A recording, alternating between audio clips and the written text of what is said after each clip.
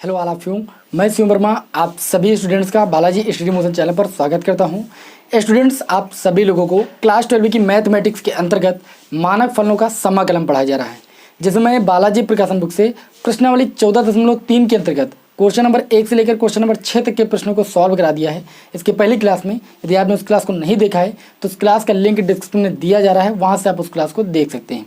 और आज की क्लास में हम इस प्रश्नावली के क्वेश्चन नंबर 6 के आगे के प्रश्नों को डिस्कस करेंगे। तो आप लोगों ने थंबनेल पर देख ही लिया होगा कि किस टाइप के प्रश्नों को इस क्लास में डिस्कस किया जाएगा। तो आई होप आप लोग समझ पा रहे होंगे कि क्वेश्चन आपके लिए कितने ज़्यादा इंपॉर्टेंट है। हमने आपके सामने इस प्रश्नावली का क्वेश्चन नंबर 7 और क्वेश्चन नंबर 8 नोट किया है, और आप आंसर पेपर या गेस्ट पेपर उठाकर देख लीजिए कि क्वेश्चन नंबर 7 आपके बोर्ड एग्जाम में कितनी बार पूछा गया है।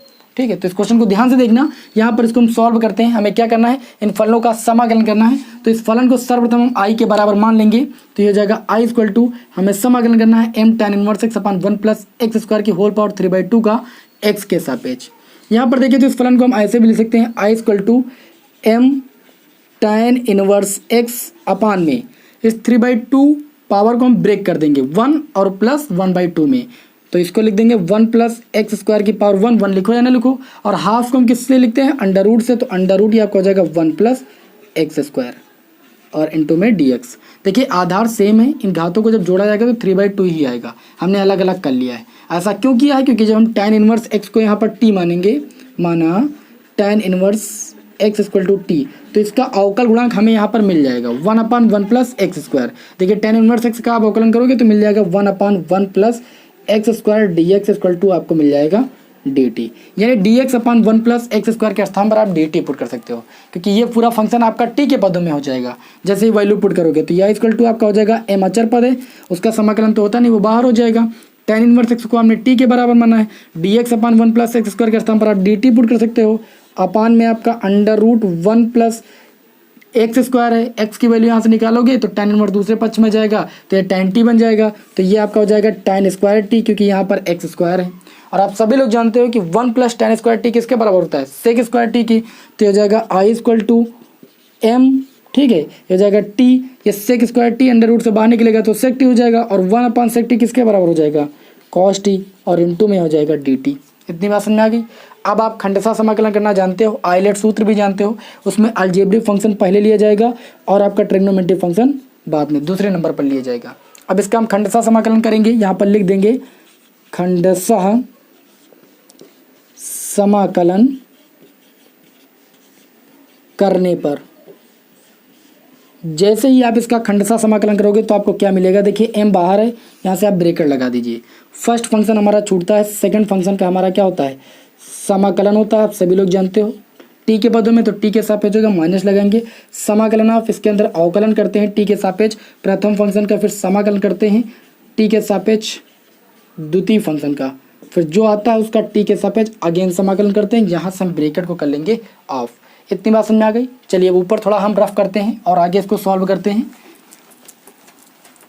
ये आपका हो जाएगा आई इक्वल टू एम, आपका बाहर है, ब्रेकेट लगाइए, टी आपका छूटेगा, कॉस टी का टी के सापेक्ष समाकलन होता है साइन टी, फिर माइनस लगाइए, टी का टी के सापेक्ष अवकलन 1 हो जाएगा, और कॉस टी का समाकलन कितना हो जाएगा, साइन टी। तो ये आपका हो जाएगा समाकलन ऑफ साइन टी और इंटू में डी टी।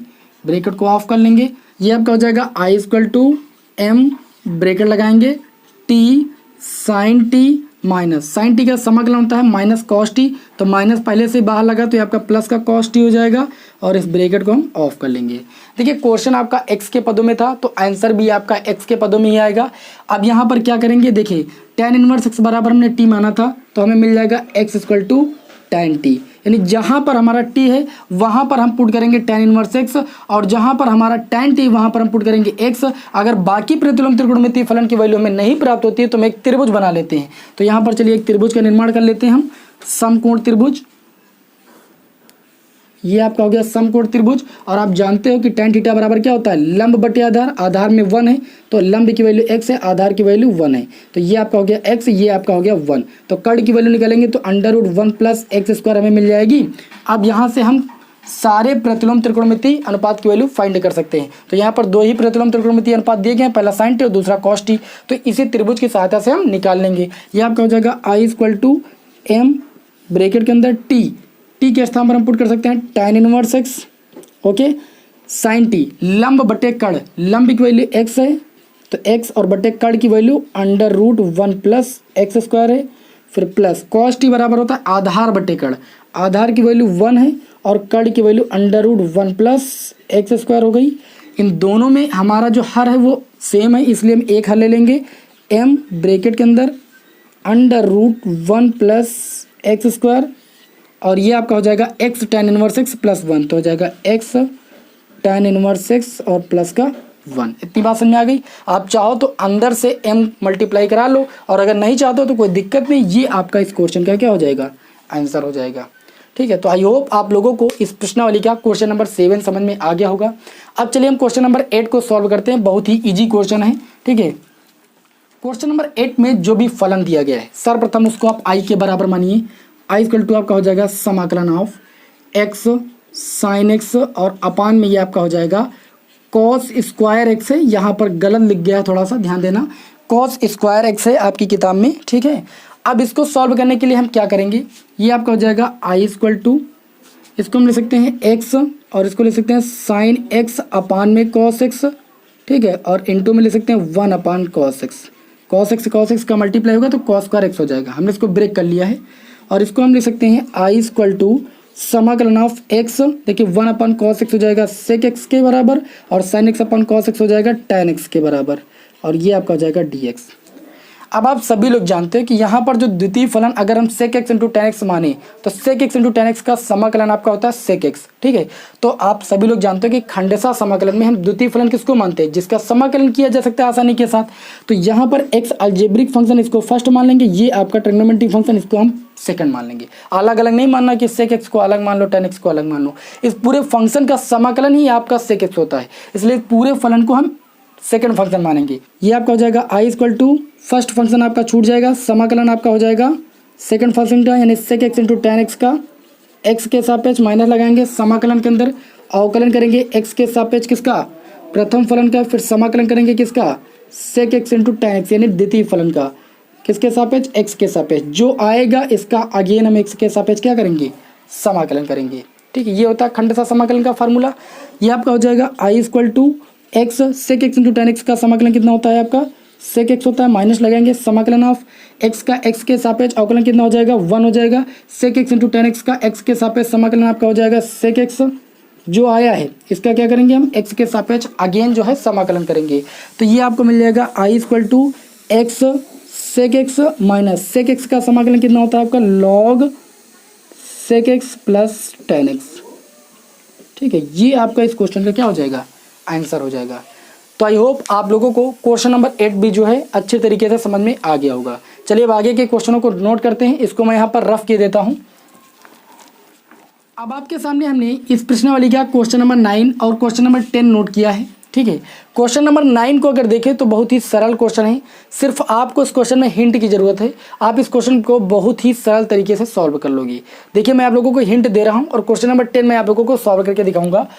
देखिए यहाँ पर जो भी फलन दिया गया है सर्वप्रथम आप इसको i के बराबर मानिए, i = में समाकलन करना है e⁻x sin x इंटू में दिया है cos x और ये आपका हो जाएगा cos 2x, इसका हमें x के सापेक्ष क्या करना है, समाकलन करना है।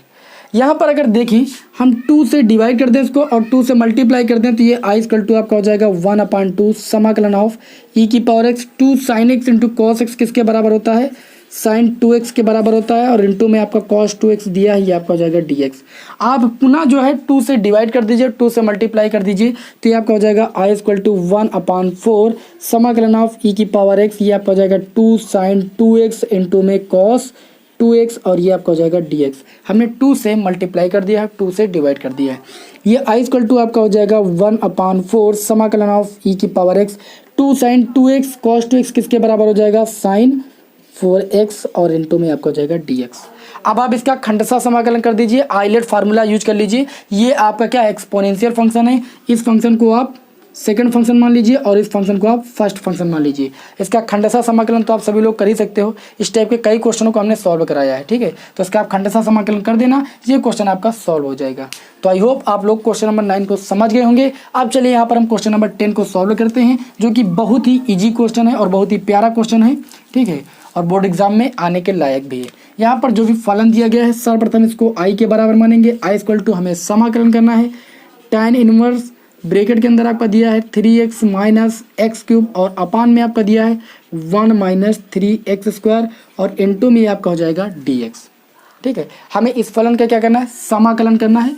तो यहाँ पर अगर हम थोड़ा सा ध्यान दें तो अगर x equal to tan theta मान लें तो 3 tan theta minus tan cube theta upon 1 minus 3 tan square theta tan 3 theta का फार्मूला होता है। इसलिए यहाँ पर हम मानेंगे कि माना x equal to tan theta.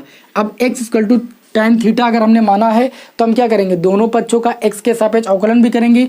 तो यहाँ से हमें dx की वैल्यू मिल जाएगी सेक स्क्वायर थीटा और इनटू में d थीटा। अब वैल्यू पुट करेंगे तो ये पूरा फंक्शन हमारा थीटा के पदों में बन जाएगा। यह आपका हो जाएगा i इक्वल टू समाकलन ऑफ tan इनवर्स, ये आपका हो जाएगा 3x के स्थान में tan थीटा पुट करेंगे minus tan cube theta upon में आपका हो जाएगा 1 माइनस 3 tan स्क्वायर थीटा।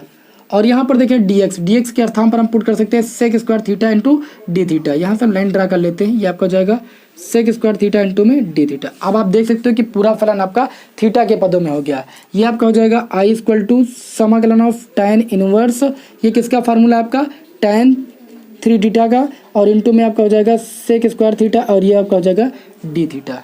आप जानते हैं कि tan इनवर्स tan थीटा की वैल्यू थीटा के बराबर होती है। थीटा के स्थान पर आपका 3 थीटा दिया गया है तो ये आपका हो जाएगा आई इक्वल टू समाकलन ऑफ 3 थीटा और इंटू में आपका हो जाएगा सेक स्क्वायर थीटा और ये आपका हो जाएगा डी थीटा। यहाँ से 3 आपका अचर पद वो बाहर हो जाएगा और समाकलन हो जाएगा theta into sec square theta का थीटा के सापेक्ष। अब यहाँ पर क्या करेंगे, इस फलन का हम खंडशः समाकलन कर देंगे तो हमें मिल जाएगा आई इक्वल टू, देखिए यहाँ पर थीटा आपका अलजेब्रिक फंक्शन है, फर्स्ट माना जाएगा, ट्रिग्नोमेट्रिक फंक्शन है, ये आपका सेकंड माना जाएगा आइलेट के सूत्र के अनुसार। तो थीटा हमारा छूट जाएगा, देखिए 3 बाहर, पहले इसको आप बाहर कर लीजिए, थीटा छूट जाएगा, समाकलन हो जाएगा सेक स्क्वायर थीटा का थीटा के सापेक्ष माइनस लगाएंगे, समाकलन के अंदर अवकलन करेंगे थीटा के सापेक्ष थीटा का इंटू समाकलन ऑफ आपका हो जाएगा सेक स्क्वायर थीटा, ये आपका हो जाएगा डी थीटा जो आया है इसका थीटा के सापेक्ष अगेन समाकलन करेंगे और ब्रैकेट को हम ऑफ कर देंगे। इतनी बात समझ में आ गई। चलिए ऊपर थोड़ा हम ड्राफ्ट करते हैं। ये आपका हो जाएगा आई इक्वल टू, यहाँ पर 3 बाहर है ब्रैकेट के, थीटा सेक स्क्वायर थीटा का थीटा के सापेक्ष समाकलन आपका हो जाएगा tan थीटा, फिर माइनस लगाएंगे थीटा का थीटा के सापेक्ष आपका अवकलन 1 हो जाएगा, समाकलन ऑफ सेक स्क्वायर थीटा का समाकलन हो जाएगा थीटा के सापेक्ष tan थीटा, तो ये आपका हो जाएगा tan थीटा और इंटू में डी थीटा। ठीक है, अब ये आपका हो जाएगा I equal to 3 theta tan theta minus tan theta का समाकलन कितना होता है log सेक थीटा और ये 3 से मल्टीप्लाई होगा तो ये आपका हो जाएगा 3 log सेक थीटा। अब यहाँ पर जो हमें आंसर प्राप्त हुआ थीटा के पदों में प्राप्त हुआ है, जबकि क्वेश्चन हमारा एक्स के पदों में था। तो यहाँ से देखें तो x equal to tan theta था, ठीक है, हमने माना था। तो यहाँ से अगर एक समकोण त्रिभुज हम बना लें और इस एंगल को थीटा मान लें तो ये आपका x/1 लिख सकते हैं, लंब बटे आधार x1 काटे निकालेंगे √1 प्लस एक्स स्क्वायर आएगा, जैसे भी पहले के क्वेश्चनों में हमने सॉल्व किया है।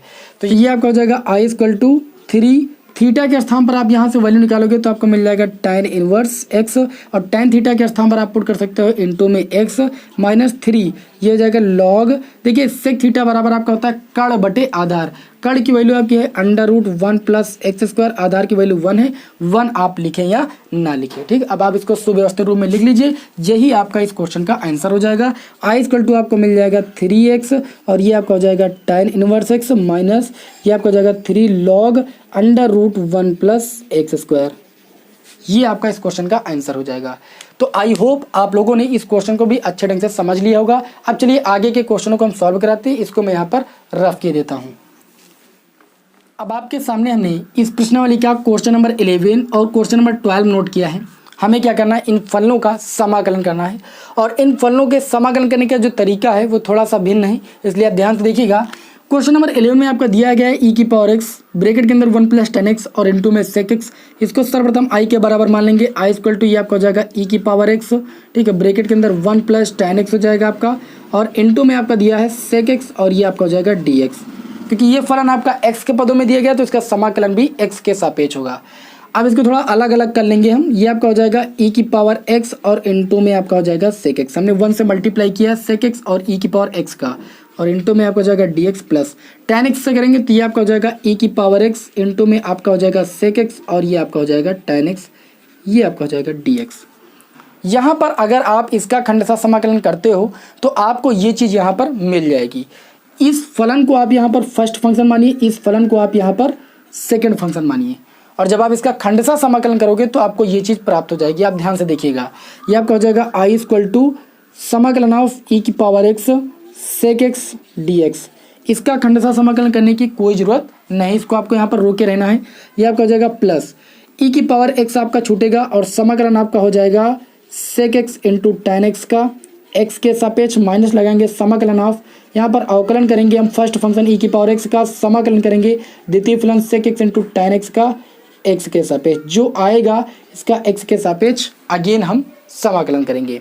ये आपका हो जाएगा आई इक्वल टू समाकलन ऑफ ई की पावर एक्स, ये आपका हो जाएगा sec x d x plus लगाएंगे ई की पावर एक्स हो जाएगा sec x into tan x का समाकलन आपका होता है सेक एक्स, माइनस लगाएंगे ई की पावर एक्स का अवकलन आपका ई की पावर एक्स रहेगा, sec x into tan x का समाकलन आपका हो जाएगा सेक एक्स और ये आपका हो जाएगा डी एक्स। अब आप देख सकते हो ये माइनस का है ये प्लस का है, दोनों सेम चीज़ें हैं, इसलिए आपका यह जीरो हो जाएगा, हमने काट के बता दिया है जीरो हो जाएगा। ये आपका हो जाएगा आई इक्वल टू क्या बचेगा आपका ई की पावर एक्स और इंटू में सेक एक्स। ये आपका इस क्वेश्चन का आंसर हो जाएगा। तो आई होप आप लोगों ने इस क्वेश्चन नंबर 11 को समझ लिया होगा कि कैसे आप लोगों को इसको सॉल्व करना है। बिल्कुल ऐसे ही आपको क्वेश्चन नंबर 12 को भी सॉल्व करना है। ध्यान से देखिएगा, अभी आपको तरीका समझ में आ जाएगा। ठीक है, क्वेश्चन नंबर 12 में जो भी फलन दिया गया है सर्वप्रथम इसको आप आई के बराबर मानिए। आई इक्वल टू हमें समाकलन करना है ई की पावर एक्स और ये आपका हो जाएगा साइन एक्स प्लस का कॉस एक्स और ये आपका हो जाएगा इंटू में डी एक्स। इसको मैं यहाँ पर रख के देता हूँ। अब आप इसको अलग अलग कर लीजिए तो ये आपको मिल जाएगा आई इक्वल टू ई की power x sine x d x और प्लस लगाइए ई की power x cos x d x. यहाँ पर देखिए अगर कॉस एक्स का जो समाकलन होता है वो आपका साइन एक्स होता है। ठीक है, तो आप इसका खंडशः समाकलन कर दीजिए, आपको ये चीज़ मिल जाएगी। तो ये आपका हो जाएगा आई इक्वल टू समाकलन ऑफ ई की पावर एक्स साइन एक्स और इंटू में आपका डी एक्स हो जाएगा प्लस। लेकिन यहाँ पर याद रखना आइलेट का कोई रूल नहीं लगेगा।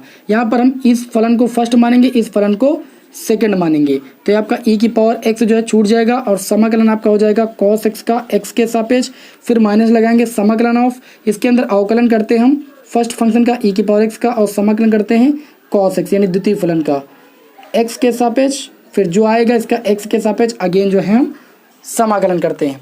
ये आपका हो जाएगा आई इक्वल टू समाकलन ऑफ ई की पावर एक्स, ये हो जाएगा sine x d x plus ये ई की पावर एक्स हो जाएगा कॉस एक्स का समाकलन आपका होता है साइन एक्स प्लस का माइनस ई की पावर एक्स का अवकलन ई की पावर एक्स और समाकलन करेंगे तो आपका कॉस एक्स का हो जाएगा साइन एक्स और इंटू में हो जाएगा डी एक्स। अब आप देख सकते हो ये चीज़ आपकी प्लस की ये चीज़ माइनस की हो जाएगी, इसका मान क्या हो जाएगा जीरो हो जाएगा, प्लस माइनस सेम चीज़ें हैं। तो ये आई इक्वल टू आपको मिल जाएगा ई की पावर एक्स साइन एक्स, इस क्वेश्चन का आंसर।